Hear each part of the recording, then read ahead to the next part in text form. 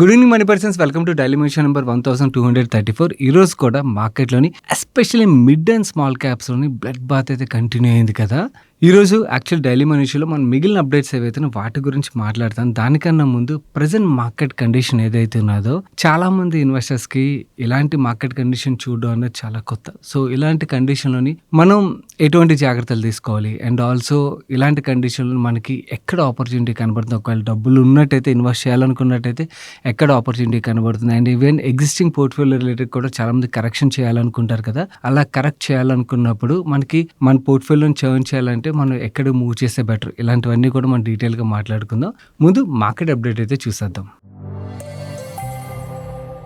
ముందుగా మనం market update చూసినట్టయితే ఈరోజు సెషన్లో సెన్సెక్స్ 0.33%, నిఫ్టీ 0.3% కరెక్ట్ అయినట్టయితే bank Nifty 1% above, mid cap index 1% above, small cap index 0.58% correct అయినట్టుగా మనకు కనబడుతుంది. But most of the small cap స్టాక్స్లోని ఇంతకన్నా సివియర్ కరెక్షన్ మనకు కనబడింది. ముందుగా మనం current market correction especial last 2 డేస్లో సివియర్ సెల్ ఆఫ్ ఏదైతే దీని రిలేటెడ్గా ఐ ఫీల్ మాట్లాడడం చాలా ఇంపార్టెంట్ అని అయితే నాకు అనిపించింది. ఎందుకంటే చాలా మంది ఇన్వెస్టర్స్లో ఒక పానిక్నెస్ అయితే కనబడుతుంది. ఇది నేను కొత్తగా మార్కెట్లోకి వచ్చిన ఇన్వెస్టర్స్ గురించి మాత్రమే మాట్లాడలేదు, 1-2 సైకిల్స్ చూసిన ఇన్వెస్టర్స్ లో కూడా క్లియర్ పానిక్నెస్ అయితే కనబడుతుంది. There is nothing wrong in it. ఎందుకంటే ఈ correction normal correction last 1.5 year గా కంటిన్యూస్ గా కరెక్షన్ అయితే మనం చూస్తున్నాం. ఎస్పెషలీ లాస్ట్ 1 month లో అండ్ లాస్ట్ ఫ్యూ డేస్ గా ఏదైతే మిడ్ అండ్ స్మాల్ క్యాప్స్ లో మనం కరెక్షన్ చూస్తున్నాం, ఈ పానిక్నెస్ క్రియేట్ చేయడంలో అస్సలు తప్పులేదు అండ్ ఇన్ఫాక్ట్ కాన్ఫిడెన్స్ డెఫినెట్లీ తగ్గుతుంది. సో ఇలాంటి టైంలో నాకు వ్యూ ఎలా కనబడుతుంది అండ్ ఇన్ఫాక్ట్ ఎక్కడ ఆపర్చునిటీ కనబడుతుంది, ఇవన్నీ కూడా మాట్లాడినట్టయితే మన వాళ్ళకి ఒక క్లారిటీ వస్తుందని అయితే ఫస్ట్ దీని గురించి అయితే మాట్లాడుతున్నాను. ఫస్ట్ థింగ్,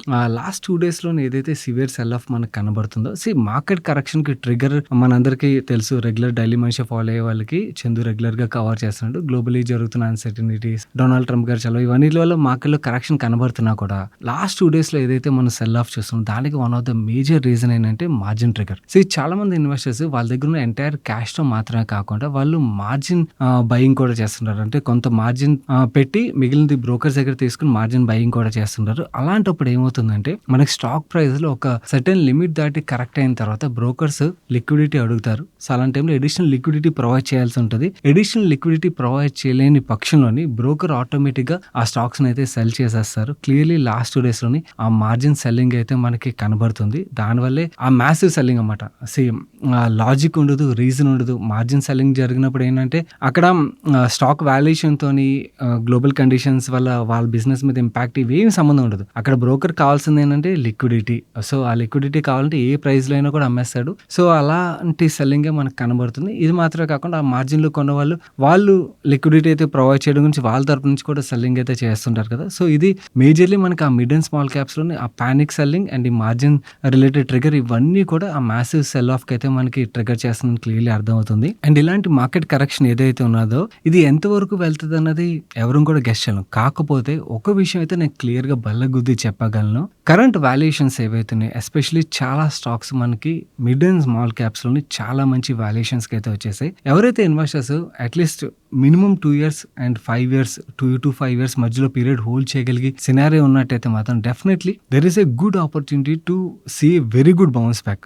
మన కోవిడ్ టైంలో కూడా ఇలాంటి సినారియో చూసాం. అండ్ ఇన్ఫాక్ట్ చాలా మంది నా ఫ్రెండ్స్, మన కోవిడ్ వీడియోస్ మీరు వెళ్ళినట్టయితే ఆ వీడియోస్ లో కూడా నేను చెప్పాను, చాలా మంది నా ఫ్రెండ్స్ ఏంటంటే మార్కెట్ పడుతున్నప్పుడు ఇంకా పడిపోద్దురా, నేను అందుకని అమ్మేసి పక్కన కూర్చొని పడిన తర్వాత కొంటానని చెప్పి అలా వెయిట్ చేసిన వాళ్ళు చాలా మంది చూశాను. అలా వెయిట్ చేసిన వాళ్ళు మనకు తెలుసు క్లియర్లీ మార్కెట్ ని టైం చేయడం అనేది ఎవరి వల్ల కాదు.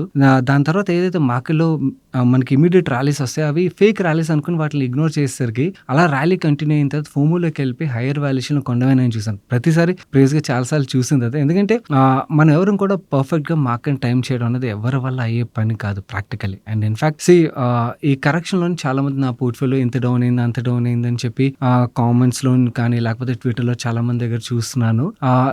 ఇక్కడ ఒకటి చెప్పాలి, మీరు ఒక్కరు మాత్రం కాదు, అందరి పోర్ట్ఫోలియోస్ డౌన్లో ఉన్నాయి. And in fact large investors, Ashish Kacholia గారితో ఒక రిప్లై చాలా తిరుగుతున్నది, మీకు చూపిస్తాను చూడండి. ఆయన కూడా నా పోర్ట్ఫోలియో కూడా సివియర్లీ బ్లీడింగ్ అని చెప్పి అయితే కామెంట్ చేశారు. పెద్ద ఇన్వెస్టర్ అవ్వచ్చు, చిన్న ఇన్వెస్టర్ అవ్వచ్చు, ఎవరిదైనా కూడా ఈక్విటీలో ఎలోకేషన్ ఉన్నది అన్నట్టయితే especial mid and small caps లో ఎలోకేషన్ లాస్ట్ 1 year లో ఏదైతే ఉంటుందో డెఫినెట్లీ నెగిటివ్ లో ఉంటుంది. నెగిటివ్ లో లేదు అని ఎవరైనా ఈక్విటీలో ఎలోకేట్ చేసిన వాళ్ళు, మిడ్ అండ్ స్మాల్ క్యాప్ లో ఎలోకేట్ చేసిన వాళ్ళు మాట్లాడుతున్నారంటే మాత్రం అది నమ్మలేని విషయమే అన్నమాట. సో ఈ ఫాల్ యొక్క ఇంపాక్ట్ ఓన్లీ మీ మీద మాత్రం లేదు, గుర్తుంచుకోండి. ఇది అందరి మీద ఉన్నది, అందరూ ఫేస్ చేస్తున్నది. సో అందులో మనం ఒక్కలమే. అందులో మనం ఒక్కలమే అని చెప్పి అలా వదిలేయాలా అంటే మార్కెట్ టైం చేయడానికి ప్రయత్నించి ఫెయిల్ అయ్యే దానికన్నా కూడా ఈ ఫాలో మన హోల్డింగ్స్ ఏవైతే ఉన్నాయో అవి మంచి హోల్డింగ్స్ అయినట్టయితే వాటిని అలాగే హోల్డ్ చేయడం వుడ్ బి రైట్ స్ట్రాటజీ. ఎందుకంటే ఇంత ఇలా కరెక్ట్ అయిన తర్వాత, ఇంత డీప్ వాల్యుయేషన్స్కి వచ్చిన తర్వాత మనకి రివర్సల్ స్టార్ట్ అయినప్పుడు, మనకి ఎప్పుడు రివర్సల్ స్టార్ట్ అయిందని మనం ఎవరు కూడా గెస్ కూడా చేయాలి. మనకు తెలియకుండానే రివర్సల్ అయిపోద్ది అన్నమాట. అండ్ దట్టు ఇలాంటి మేజర్ ఇష్యూస్ గ్లోబలీ జరుగుతున్నప్పుడు ఆ ఇష్యూసే సొల్యూషన్ ఫైండ్ అవుట్ చేస్తాయి. ఓకే, మనం ఎవరం కూడా దాని రిలేటెడ్ వరీ అవ్వాల్సిన పని లేదు. సో గ్లోబలీ జరుగుతున్న వాటికి మనం పానిక్ అయ్యి రోజు వాటి రిలేటెడ్ వరీ అయ్యి మనం టెన్షన్ పెట్టుకునే దానికన్నా ఆ ఇష్యూస్ గురించి మనం ఇగ్నోర్ చేసేసి మనం హోల్డ్ చేసిన కంపెనీస్ యొక్క ఎర్నింగ్స్ మీద ఫోకస్ చేయడం చాలా ఇంపార్టెంట్. వాటి యొక్క ఎర్నింగ్స్ పర్ఫెక్ట్ గా ఉన్నాయా లేదా, ఆ కంపెనీస్ మనం ఎక్స్పెక్ట్ చేస్తున్న గ్రోత్ రేట్ డెలివర్ చేస్తున్నాయా లేదా. ఒకవేళ గ్రోత్ రేట్ డెలివర్ చేస్తున్నట్టు మనం వరీ అవ్వాల్సిన పనే లేదు. ఎందుకంటే stock price is slave to earnings, గుర్తుంచుకోండి. సో ఎర్నింగ్స్ పెరుగుతున్నట్టయితే స్టాక్ ప్రైస్ పెరగాల్సిందే. ఓకే, వెదర్ ఇట్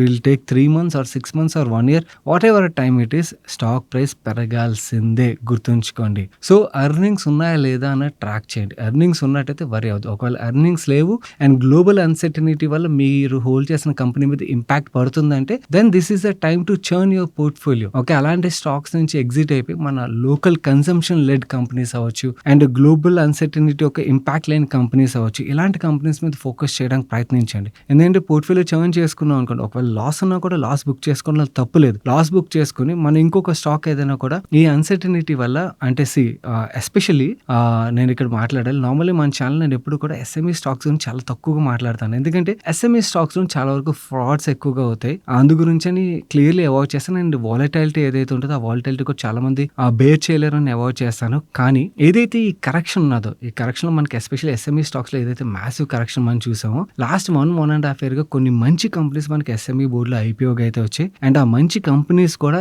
ఈ కరెక్షన్ కి ఏది ఎక్సెప్షన్ కాదు. ఓకే, ఆ స్టాక్స్ కూడా బాగా కరెక్ట్ అయ్యి, సో అలాంటి స్టాక్స్ ఒకసారి చూడండి. మనకి 25-30% ఎర్నింగ్స్ లో గ్రోత్ డెలివర్ చేయగలిగే కంపెనీ మీకు 20 PE మల్టిపుల్ కన్నా బిలోలో దొరుకుతుంది అనుకోండి, విచ్ ఇస్ ఏ ఆపర్చునిటీ కదా. సో అలాంటి కంపెనీస్ ఒకసారి ఫిల్టర్స్ పెట్టుకుని చూడండి. ఓకే, మనకి ఆ ఇండస్ట్రీ రిలేటెడ్ గా టైల్ విన్స్ ఉండి, మంచి మేనేజ్మెంట్ ఉండి అండ్ గ్రోత్ క్లియర్ గా కనబడుతుంది and valuations current market condition లోని ఆ 20 PE కన్నా మీకు తక్కువలో కనబడుతున్నాయి అనుకోండి, this is the time to lap it up. Okay, in fact me portfolio వేరే జంక్ స్టాక్స్ ఉన్నట్టయితే లాస్ లో ఉన్న, ప్రాఫిట్ లో ఉన్న వాటిని సెల్ చేసి అలాంటి స్టాక్స్ బై చేయడం వుడ్ బి బెటర్ ఆప్షన్ అయితే అవుతుంది. సో ఒకసారి ఎస్ఎంఈ స్టాక్స్ రిలేటెడ్ గా స్టడీ చేయడానికి అయితే ప్రయత్నించండి. ఎవరైనా ఇన్వెస్టర్స్ ఇగ్నోర్ చేస్తున్నట్టయితే మాత్రం this is a time to look in to మనకి ఎస్ఎంఈ స్టాక్స్ అవ్వచ్చు, స్మాల్ క్యాప్స్ అవ్వచ్చు, this is a time to look in to those stocks. And in fact మంచి ఎస్ఎంఈ స్టాక్స్ మనం ఎలా ఐడెంటిఫై చేయాలి అండ్ ఇప్పుడు ప్రెసెంట్ మార్కెట్ కండిషన్ మనకి మంచి ఎస్ఎంఈ స్టాక్స్ ఏవి కనబడుతున్నాయి, ఇలాంటి వాటి మీద డీటెయిల్ గా వీడియో కావాలంటే చెప్పండి. ఒక ఫుల్ ఫ్లెజ్ వీడియో తీసుకురావడానికి కూడా ప్రయత్నిస్తాను. నేను వీడియో తీసుకొచ్చే లోపల మీ అంతటి మీరు కూడా ఎఫర్ట్ పెట్టడానికి అయితే ప్రయత్నించండి. ఇక్కడైతే మనకి క్లియర్లీ నాకు ఆపర్చునిటీ అయితే కనబడుతుంది. Second thing, banking and financials. Okay, దీని రిలేటెడ్ మనం లాస్ట్ 2 years గా మాట్లాడుకున్నాం. ఇప్పటికి కూడా I personally feel banking and financials లో చాలా మంచి ఆపర్చునిటీ అయితే ఉన్నది. ఎస్పెషల్లీ ఎన్బిఎఫ్సిలో అయితే చాలా మంచి ఆపర్చునిటీ అయితే ఉన్నది. ఎన్బిఎఫ్సిలో మనకి మంచి ర్యాలీ వచ్చినా కూడా ఈ కరెక్షన్ లో చాలా స్టాక్స్ కరెక్ట్ అవుతున్నాయి. కరెక్ట్ అవుతున్న స్టాక్స్ ఏవైతే మీకు మంచి ఆపర్చునిటీ అయితే క్రియేట్ చేస్తే, ఎస్పెషల్లీ మనకి గోల్డ్ లోన్ రిలేటెడ్ కంపెనీస్ ఏవైతే వాటిలో ఒకసారి చూడడానికి ప్రయత్నించండి. అక్కడ మనకి చాలా మంచి గ్రోత్ ట్రిగర్ వచ్చే ఆస్కారం అయితే క్లియర్లీ ఉన్నది. థర్డ్, డిఫెన్స్ రిలేటెడ్ కంపెనీస్ ఏవైతే ఉన్నాయి, ఇక్కడ చాలా మంచి కరెక్షన్ కూడా మనకు కనబడుతుంది అండ్ ఇన్ఫాక్ట్ మంచి వాల్యుయేషన్స్ కూడా కంపెనీస్ అయితే వస్తున్నాయి. ఇన్ఫాక్ట్ ఇక్కడ చాలా మంచి ఆపర్చునిటీ అయితే ఉన్నదా. క్లియర్లీ నెక్స్ట్ 10-15 years పాటు మనకి గ్రోత్ ట్రాక్ అయితే క్లియర్లీ కనబడుతున్నది. We can definitely look in to defence related stocks ఏమైనా కూడా మంచి కరెక్షన్ దొరికినట్టయితే good opportunity. Ship building stocks, railway stocks related valuations ఒకటే కొంచెం అంత కంఫర్టబుల్ గా లేవు, బట్ ఒకవేళ వాల్యుయేషన్స్ కంఫర్టబుల్ గా వచ్చినట్టయితే that is another opportunity which we can look in to. And domestic consumption led stocks ఏవైతే డిస్క్రిషనరీ స్పెండింగ్ అంటే మనకి ట్రావెల్, టూరిజం ఇలాంటి కంపెనీస్ ఏవైతే ఉంటాయి, ఆటో ఇలాంటి స్టాక్స్ ఏవైతే ఉంటాయి ఒకసారి చూడడానికి ప్రయత్నించండి. అండ్ స్టాక్స్ చూడండి, ఇన్వెస్టర్స్ ఎవరైతే ఉంటారో, మ్యూచువల్ ఫండ్ ఇన్వెస్టర్స్ ఉంటారు చూడండి, మీరు mid and small cap funds ఏవైతే ఉంటాయో వాటిని ఒకసారి స్టడీ చేయడానికి ప్రయత్నించండి. And also banking and power power sector funds ఏవైతే ఉన్నాయి వాటిని ఒకసారి స్టడీ చేయడానికి ప్రయత్నించాను. క్లియర్లీ ఆపర్చునిటీ కనబడుతుంది. కాకపోతే ఒకటి నేను చెప్తాను, ఎక్స్పోర్ట్ రిలేటెడ్ అంటే ఎక్స్పోర్ట్ డిపెండెంట్ కంపెనీస్ ఏవైతే వాటి నుంచి కొంచెం వరకు దూరంగా ఉండడానికి ప్రయత్నించండి. ఎందుకంటే అక్కడ మనకి ఎర్నింగ్స్ రావడానికి కొంచెం టైం పట్టొచ్చు. ఎందుకంటే గ్లోబలీ అన్సర్టనిటీ అయితే కంటిన్యూ అవుతుంది కాబట్టి. అండ్ ఇంకొక ఇంపార్టెంట్ థింగ్ ఇక్కడ మాట్లాడాలి. గోల్డ్ రిలేటెడ్ గా ఐ థింక్ గోల్డ్ 30,000 55,000 అలా ఉన్నప్పుడు మన ఛానల్లో ఒక వీడియో అయితే మనం మాట్లాడుకున్నాం. గోల్డ్ 70,000-80,000 టచ్ అవుతుందా అని చెప్పి. దాని తర్వాత గోల్డ్ ఆ 70-80 టచ్ అయిన తర్వాత 1,25,000 టచ్ అవుతుంది అని చెప్పి మళ్ళీ అగైన్ అప్పుడు ఆపర్చునిటీ కనబడినట్టయితే దాని రిలేటెడ్ గా మాట్లాడుకున్నాం. దాని తర్వాత ఐ ఫెల్ట్ ఎప్పుడైతే 1.2 lakhs అలా దాటిందో ఇక్కడ కన్సాలిడేట్ అవుతుంది, ఈ ప్రైస్ దగ్గర స్టెబిలైజ్ అయిపోద్ది అని అయితే నేను అనుకున్నాను. కానీ కరెంట్లీ గ్లోబల్లీ ఏవైతే మనకి అన్సర్టైన్ సిచ్యువేషన్స్ క్రియేట్ అవుతుంది, డీడాలరైజేషన్ ట్రెండ్ ఏదైతే నడుస్తుందో ఇది గోల్డ్ లో ర్యాలీని ఇంకొన్నాళ్ళు కంటిన్యూ చేసే ఆస్కారం అయితే క్లియర్లీ కనబడుతుంది. Gold it looks like it might touch 2 lakhs. So ఎవరైనా కూడా ఇంట్లో పెళ్లిళ్ళు అవి ఉన్నట్టయితే కొంచెం ముందుగా జాగ్రత్త పడడానికి అయితే ప్రయత్నించండి. ఎందుకంటే గోల్డ్ లోని ప్రెసెంట్ మార్కెట్ కండిషన్ క్లియర్లీ మనకి ఇంకా అప్ ట్రెండ్ అయితే కనబడుతున్నది. So gold is one place which we definitely cannot ignore. And again gold గురించి మాట్లాడినప్పుడు చాలా మంది సిల్వర్ గురించి అడుగుతారు. సిల్వర్ విషయంకి వచ్చేసరికి నా ఓన్లీ కన్సర్న్ ఏంటంటే silver is a very very volatile commodity. Okay, silver related గా గోల్డ్ లోనే ఎలాగైతే అన్సర్టనిటీ ప్రైస్ లో మనకి పాజిటివ్ ట్రిగర్ క్రియేట్ చేస్తుంది, సిల్వర్ లో కూడా అలాంటి ట్రిగర్ క్రియేట్ చేస్తున్నది. కాకపోతే సిల్వర్ తో ప్రాబ్లం ఏంటంటే కరెక్షన్స్ కూడా అంతే స్టీప్ ఉంటాయి. సో కొంచెం జాగ్రత్తగా ఉండడం బెటర్. ఎవరైతే సిల్వర్ లో గ్లోబలీ జరుగుతున్న సినారియోస్ ని ట్రాక్ చేయలేరు అలాంటి వాళ్ళు దూరంగా ఉండడం బెటర్. ఎవరైతే ట్రాక్ చేయగలరో they can play that game. మిగిలిన అదర్ కమోడిటీస్ రిలేటెడ్ కూడా కమోడిటీస్ రిలేటెడ్ ర్యాలీ అయితే ఇంకొన్నాళ్ళు కంటిన్యూ అయ్యే ఆస్కారం అయితే క్లియర్లీ కనబడుతుంది. సో క్లియర్లీ మనకి ఇంకొన్నాళ్ళ పాటు ప్రైస్ లో మనం మూమెంటం అయితే పాజిటివ్ సైడ్ చూసే ఆస్కారం అయితే ఉన్నది. ఇది గైస్ ఓవరాల్ గా సినారియో అయితే. ఒకటి సమరైజ్ చేయాలంటే ఈ కండిషన్ ఏదైతే ఉన్నదో this is not isolated to you. గుర్తుంచుకోండి, అందరూ ఇదే బోట్ లో ప్రయాణిస్తున్నాం. సో అందరూ పోర్ట్ఫోలియోస్ అదే డీప్ రెడ్ లో ఉంటాయి. ఏం భయపడాల్సిన పని లేదు. ఓన్లీ థింగ్ మంచి కంపెనీ హోల్డ్ చేస్తున్నాం లేదా ఒకసారి రీఅసెస్ చేసుకోవడానికి ప్రయత్నించండి. అండ్ నేను మీకు ఇప్పుడు ఎక్కడెక్కడైతే ఆపర్చునిటీ కనబడుతుందని మాట్లాడినా ఒకసారి అక్కడ కొంచెం ఎఫర్ట్ పెట్టడానికి ప్రయత్నించండి. ఎఫర్ట్ పెట్టి స్టడీ చేసినట్టయితే you can definitely pick up very good multibaggers. So COVID scenario ఎవరైతే చూస్తుంటారో మీకు గుర్తుండే ఉంటుంది. సో ఆ సినారియోలో కూడా ఇలాంటి పానిక్నెస్ మనం చూసాం. సిమిలర్లీ మనకి అలాంటి పానిక్నెస్ కనబడుతుంది. కోవిడ్ లాంటి ఇమీడియట్ వీ షేప్ రికవరీ ఉంటుందా లేదా అన్నది ఎవరూ గెస్ చేయలేం. కానీ బట్ రికవరీ అయినప్పుడు మాత్రం we can definitely make very big money. మనం ఫర్దర్ అప్డేట్స్ లోకి వెళ్ళే ముందు ఇప్పటివరకు షేర్ చేసిన ఇన్ఫర్మేషన్ మీకు హెల్ప్ఫుల్ అయినట్టయితే కింద కామెంట్ సెక్షన్ లో హెల్ప్ఫుల్ అని రాయడానికి ప్రయత్నించండి. సో దట్ ఎంతమందికి నేను చెప్పిన ఇన్ఫర్మేషన్ కరెక్ట్ గా అర్థమైంది అన్నది నాకు అర్థమవుతుంది. అండ్ ఆల్సో వీడియోని లైక్ చేయడం అయితే మర్చిపోకండి. నా స్టాక్ ఆఫ్ ద డే విషయంకి వచ్చేసరికి సెంటమ్ ఎలక్ట్రానిక్స్ కి గార్డెన్ రిచ్ షిప్ బిల్డర్స్ ఉన్నది కదా, వాళ్ళ దగ్గర నుంచి advance naval navigation system develop చేయడం గురించి ఆర్డర్ అయితే వచ్చింది. ఈ ఆర్డర్ ఒక వాల్యూ అంత సిగ్నిఫికెంట్ కాదు, చిన్న order 29.4 crores order. And order ఒక టైమ్ లైన్ కూడా February 2028 వరకు ఉన్నది. బట్ ఇక్కడ ఇంట్రెస్టింగ్ థింగ్ ఏంటంటే చాలా మంది ఇన్వెస్టర్స్ రీసెంట్ గా మనకి commoditised ship building related companies మాత్రమే కాకుండా టెక్ రిలేటెడ్ గా ship building related value chain లో ప్లే చేసే కంపెనీస్ గురించి అయితే సర్చ్ చేస్తుంటారు కదా. సో అలాంటి వాళ్ళకి this is one stock to study definitely for sure. And in fact HDFC mutual fund recent లో బాగానే ఈ స్టాక్ ని ఎక్వైర్ చేసింది. మన నెక్స్ట్ అప్డేట్ చూసినట్లయితే మన తెలుగు షేర్స్ చెందిన కంపెనీ RN80 దగ్గర నుంచి మార్కెట్ క్లోజ్ అయిన తర్వాత ఒక ఎక్స్చేంజ్ ఫైలింగ్ అయితే రిలీజ్ చేసింది. వీళ్ళకి ఏపీ స్టేట్ గవర్నమెంట్ ఒక ఆంధ్రప్రదేశ్ టెక్నాలజీ సర్వీసెస్ లిమిటెడ్ ఏదైతే ఉన్నదో వాళ్ళ దగ్గర నుంచి design, development and integration of AI based multilingual interview platform along with conversational job preparation platform ఏదైతే ఉన్నదో దీని ఇంప్లిమెంటేషన్ రిలేటెడ్ గా వీళ్ళు L1 బిడ్డర్ గా సెలెక్ట్ చేసినట్టుగా చెప్తున్నారు. అండ్ వీళ్ళు డెవలప్ చేసిన ప్రొడక్ట్ ఏదైతే ఉన్నదో నైపుణ్యం యూనిఫైడ్ స్కిల్ డెవలప్మెంట్ పోర్టల్ ఏదైతే ఉందో దానిలో భాగంగా వీళ్ళు డెవలప్ చేసినట్టుగా చెప్తున్నారు. అండ్ ఈ ప్రొడక్ట్ రిలేటెడ్ గా వీళ్ళకి రెవెన్యూ ఎలా వస్తుంది అంటే SaaS మోడల్ లో అన్నమాట. సో యూజర్ యూజ్ చేస్తున్న కొద్దీ పర్ మినిట్ ఏదైతే యూజ్ చేస్తారో దానికి వీళ్ళు బిల్లింగ్ చేయబోతున్నట్టుగా చెప్తున్నారు. ఈ RN80 ఏదైతే ఉందో వీళ్ళు నియా అని చెప్పి ఒక ఏజెంట్ అయితే డెవలప్ చేశారు.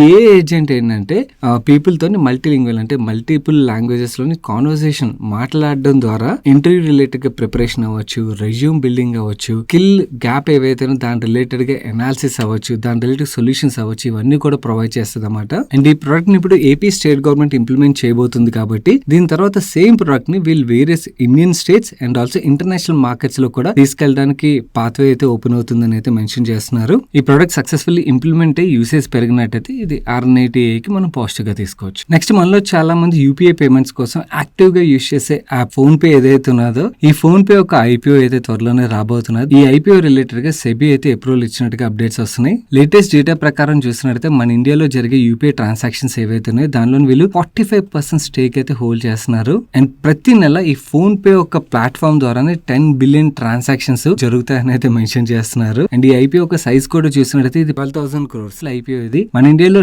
టెక్ ప్లాట్ఫామ్స్ ఏవైతే ఐపీఓ వచ్చాయి దాంట్లో సెకండ్ లార్జెస్ట్ ఐపీఓ అయితే మనం చూడొచ్చు. అండ్ ఈ ఐపీఓని వీళ్ళు ఏ వాల్యుయేషన్ లో కోట్ చేస్తారన్నది చూడాల్సి ఉన్నది. బై ది వే మీలో ఎక్కువ మంది ఫోన్ పే యూస్ చేస్తారా, గూగుల్ పే యూస్ చేస్తారా, ఆర్ వేరే ఏదైనా యూపీఐ ప్లాట్ఫామ్ యూస్ చేస్తారా? కింద కామెంట్ సెక్షన్ లో కామెంట్ చేయండి. నేనైతే పర్సనలీ ఫోన్ పే యూస్ చేస్తాను అండ్ కొన్నిసార్లు ఐసిఐసిఐ నెట్ బ్యాంకింగ్ ద్వారా దాని ద్వారా కూడా డైరెక్ట్ పే చేస్తుంటాను యూపీఐ ట్రాన్సాక్షన్స్ అయితే. మీరే ప్లాట్ఫామ్ యూస్ చేస్తారో కామెంట్ చేయడం మర్చిపోకండి. Next EAAA alternatives. ఇది ఎడిల్వేస్ ఫైనాన్షియల్ సర్వీసెస్ ఒక సబ్సిడరీ కంపెనీ. ఇది ఈ కంపెనీ ఇప్పుడు ఐపీఓకి అయితే ఫైల్ చేసినట్టుగా చెప్తున్నారు. అండ్ ఈ ఐపీఓ ఫైలింగ్ లో భాగంగా 1,500 crores వర్త్ ఓఎఫ్ఎస్ కూడా ఉన్నట్టుగా చెప్తున్నారు. అండ్ ఈ ఓఎఫ్ఎస్ మనీ ఏదైతే ఉన్నదో Edelweiss Securities and Investments Private limited ఏదైతే ఉన్నదో దానికి వెళ్ళనున్నట్టుగా అయితే మెన్షన్ చేస్తున్నారు. అండ్ ఈ ఓఎఫ్ఎస్ డబ్బులు ఏవైతున్నాయో EAAA ఆల్టర్నేటివ్స్ ఒక one of the holding company అయిన Edelweiss Securities and Investments Private Limited చేయబోతున్నట్టుగా వాళ్ళకి డబ్బులు వెళ్తాయని అయితే చెప్తున్నారు. సక్సెస్ఫుల్లీ ఐపీఓ ద్వారా క్యాపిటల్ రైజ్ చేయగలిగినట్టయితే ఎడిల్వేస్ ఫైనాన్షియల్ సర్వీసెస్ కూడా మనం అది పాజిటివ్ గా చూడొచ్చు. ఎందుకంటే వాల్యూ అన్లాకింగ్ అయితే డెఫినెట్లీ జరుగుతుంది కాబట్టి. అండ్ ఎడిల్వేస్ ఫైనాన్షియల్ సర్వీసెస్ అందులోని ఇలాంటి చాలా కంపెనీస్ అయితే ఉన్నాయి. ఇవన్నిటిని కూడా సెపరేట్ గా వాల్యూ అన్లాకింగ్ చేయడానికి వీళ్ళు listing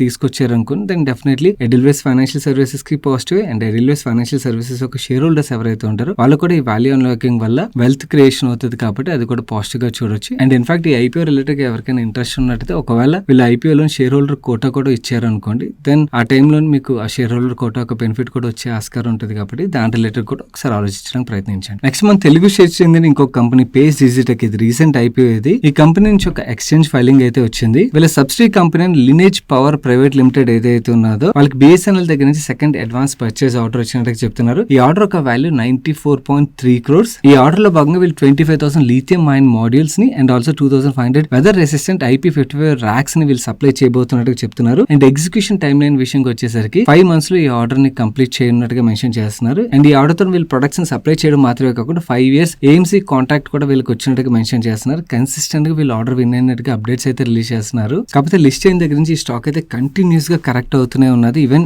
anchor related locking complete అయిపోయిన తర్వాత కూడా మనకి స్టాక్ లో ప్రెషర్ అయితే కనబడుతుంది. దీనికి కపుల్ ఆఫ్ రీజన్స్. ఒకటి ఐపీఓ లాంచ్ చేయడం ఏదైతే సరిగ్గా లాంచ్ అవ్వకపోవడం. దానివల్ల ఏంటంటే స్టాక్ కంటిన్యూస్ గా సెల్లింగ్ అయితే చూస్తుంది. ఆ సెల్లింగ్ వల్ల ఏమవుతుందంటే మనకి రికవరీ అన్నది చాలా కష్టం అవుతుంది అన్నమాట. సెకండ్ రీజన్ వీళ్ళకి లాస్ట్ ఇయర్ BSNL నుంచి మేజర్ ఆర్డర్స్ అయితే వచ్చాయి. అవి వీళ్ళు ఎగ్జిక్యూట్ కూడా చేశారు. సో మెజారిటీ ఆఫ్ ద రెవెన్యూలో మనకి ఆర్డర్స్ అయితే కనబడతాయి. తేజస్ నెట్వర్క్ రిలేటెడ్ గా మనం చూసాం కదా, ఆ ఫియర్ మార్కెట్ లో ఉన్నదన్నమాట. సో సిమిలర్ నెంబర్స్ వీళ్ళకి రాకపోయినట్టయితే ఫ్యూచర్ నెంబర్స్ లో ఇంపాక్ట్ ఉన్నట్టయితే అప్పుడు గ్రోత్ మీద ఇంపాక్ట్ ఉంటుంది కదా అని చెప్పి ఆ ఫియర్ కూడా మనకి స్టాక్ లో ప్రెషర్ కంటిన్యూ అవడానికి అయితే కారణం అవుతుంది. నెక్స్ట్ వెయిట్ లాస్ డ్రగ్ అయిన సెమాగ్లూటేట్ ఏదైతే ఉందో దీని ఒక పేటెంట్ ఎక్స్పైరీ త్వరలోనే ఉన్నది. ఈ పేటెంట్ ఎక్స్పైర్ అయినట్టయితే ఫార్మా కంపెనీస్ కి మ్యాసివ్ ఆపర్చునిటీ అయితే ఓపెన్ ఉన్నది. ఎందుకంటే ఈ డ్రగ్ రిలేటెడ్ గా సేల్స్ అయితే చాలా లార్జ్ నెంబర్ లో గ్రో అవుతాయని మార్కెట్ అయితే యాంటిసిపేట్ చేస్తున్నది. సో దీని రిలేటెడ్ గా ఫార్మా కంపెనీస్ అన్ని కూడా ప్రిపేర్ అవుతున్నాయి అన్నమాట. లూపిన్ కూడా గెలెన్సియం అనే కంపెనీతో licence and supply related agreement sign చేసినట్టుగా చెప్తున్నారు. అగ్రిమెంట్ లో భాగంగా గెలెన్సియం ఒక రూల్ ఏంటంటే ఈ సెమాగ్లూటేట్ యొక్క product manufacturing and supply related activity వాళ్ళు చూసుకోవాల్సి ఉన్నట్టుగా.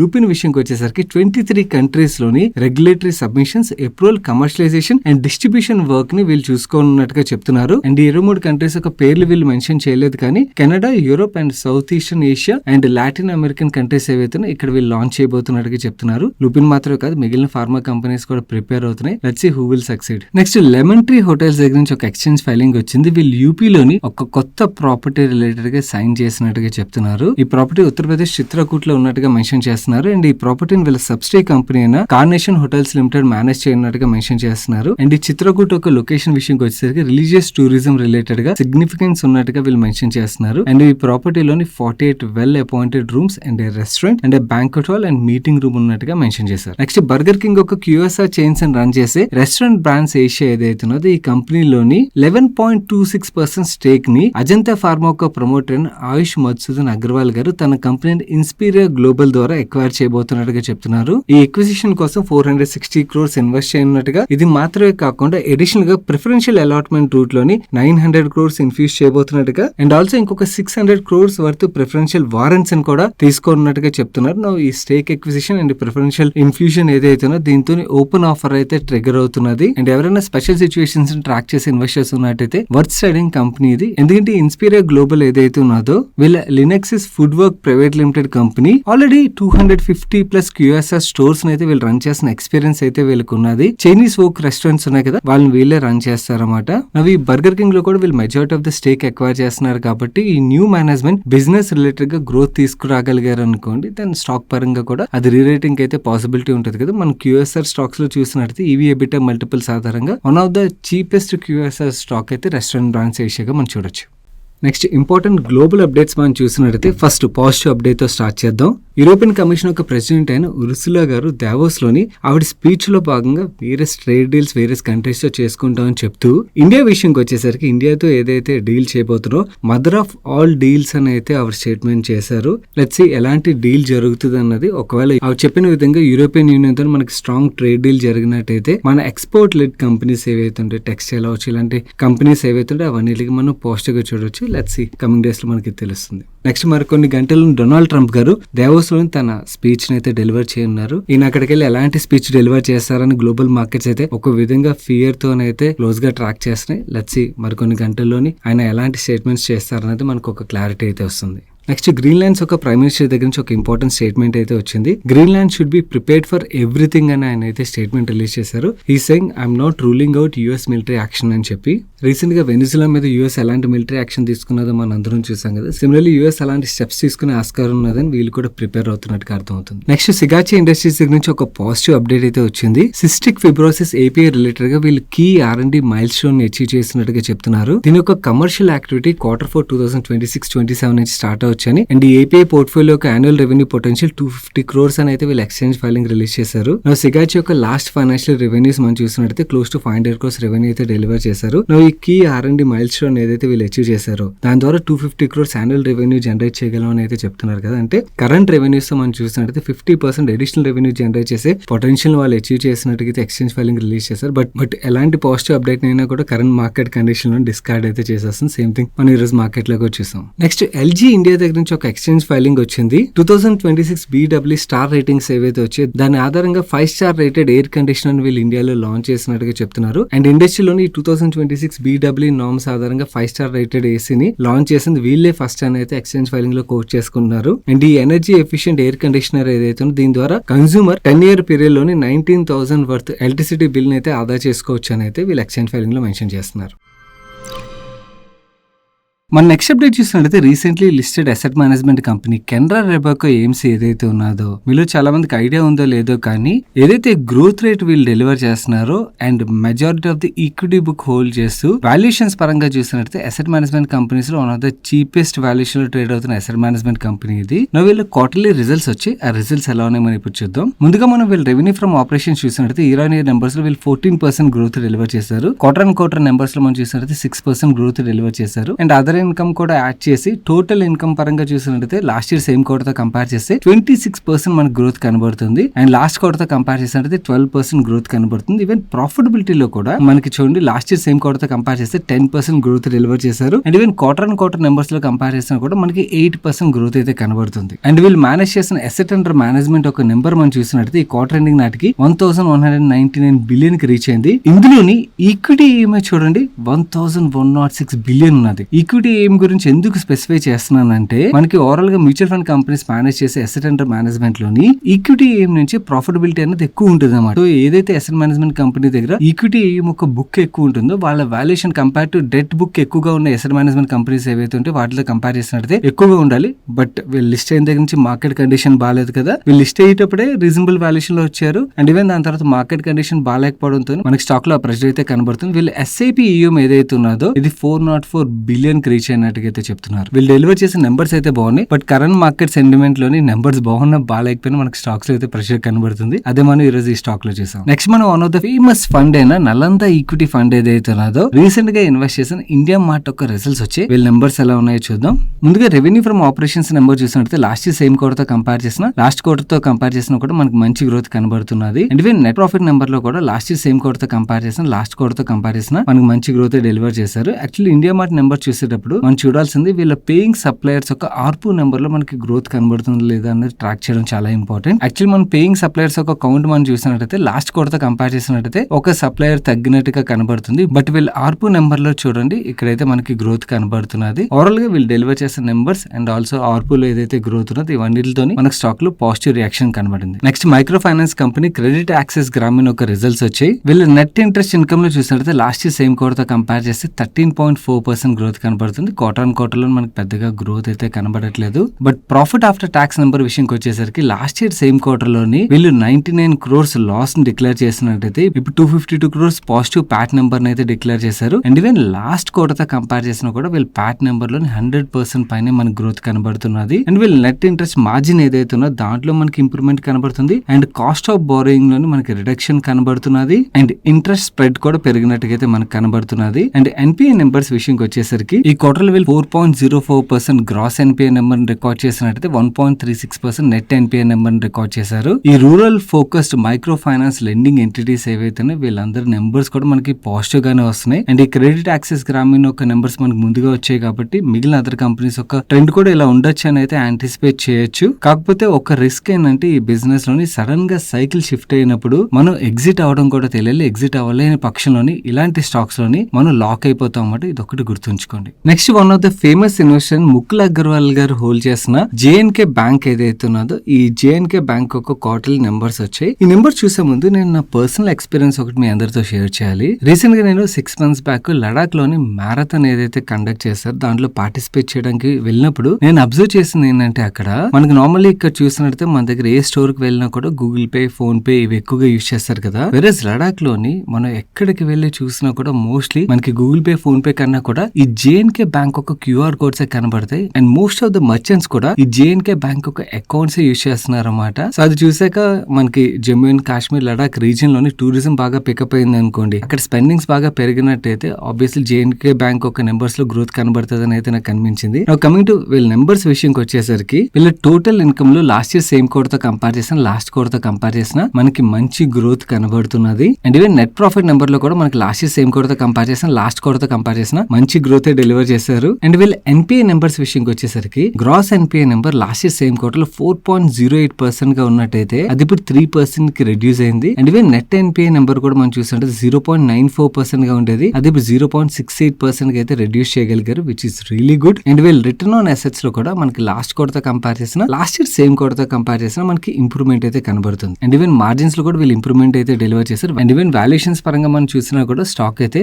రీజనబుల్ వాల్యుయేషన్ లో అయితే ట్రేడ్ అవుతున్నది. వర్త్ స్టడింగ్ బ్యాంక్ ఇది. కాకపోతే ఒకే ఒక రిస్క్ అందరూ గుర్తుంచుకోవాలి అంటే వీళ్ళ majority of the presence Jammu Kashmir and Ladakh reason ఏదైతే ఉందో ఇక్కడే ఉంటుంది. సో అక్కడ ఏ మాత్రం జియో పొలిటికల్ అన్సర్టనిటీస్ వచ్చినా కూడా ఈ బ్యాంక్ యొక్క నెంబర్స్ మీద చాలా మేజర్ ఇంపాక్ట్ ఉండే ఆస్కారం అయితే ఉంటుంది. So that's it for today's daily Manisha guys. Video నచ్చి మీ ఫ్రెండ్స్ అండ్ ఫ్యామిలీకి హెల్ప్ఫుల్ అవుతుందంటే వాళ్ళకి షేర్ చేయడం మర్చిపోకండి. వీడియోని లైక్ చేయనట్లయితే వీడియోని లైక్ చేస్తే మన మనీ పర్స్ ఛానల్కి అయితే ఫస్ట్ టైం వచ్చినట్టయితే ఛానల్ సబ్స్క్రైబ్ చేసి పక్కన బెల్ ఐకాన్ లో ఆల్ నోటిఫికేషన్స్ అయితే యాక్టివేట్ చేసుకొని నేను సాయి కృష్ణ పత్రి మరొక మంచి వీడియోతో మీ ముందుకు వస్తాను. Till then bye, take care.